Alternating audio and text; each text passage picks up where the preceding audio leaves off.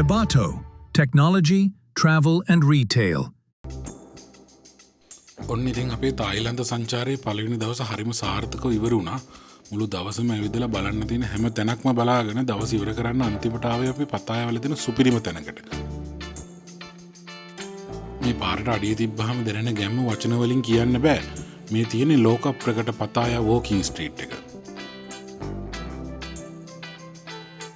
Video එකේ පේනවා නේද මේ ලයිට් වල ලස්සන. මේ පාරට ඇතුළු වුණාම හිතා ගන්න බෑ කොහෙන් පටන් අරන් කොහෙන් ඉවර කරන්නද කියලා.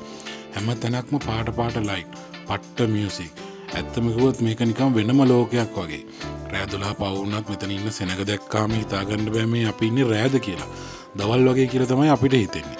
කිසිම පාළුවක් නැති එකම මංගල්‍යයක් වගේ තැනක් තමයි මේක.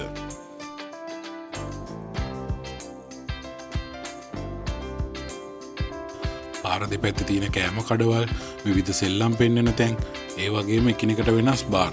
මේ හැම දෙයක්ම නිසා වෝකින් ස්ට්‍රීට් එකට එන ඕන කෙනෙක්ට තමන්ගේ මහන්සිය අමතක කරලා යන්නේ චූටි වෙලාවයි. අපිත් ඉතින් මෙතන තියෙන වයිබ් එක උපරිමයටම ගත්තා. ඔයාලත් තායිලන්තේ එනවා නම් රැට නිදා ගන්න නැතුව මේ අත්දැකීම අනිවාර්යෙන් ගන්න මෙතනට එන්නම ඕනේ.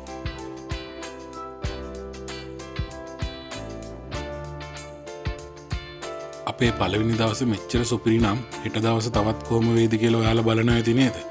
හෙට අපි යන්නේ පතායවල තියෙන තවත් ලස්සන තැනකට. ඒ වීඩියෝ එකත් අපි ඉක්මනට අරන් එනවා.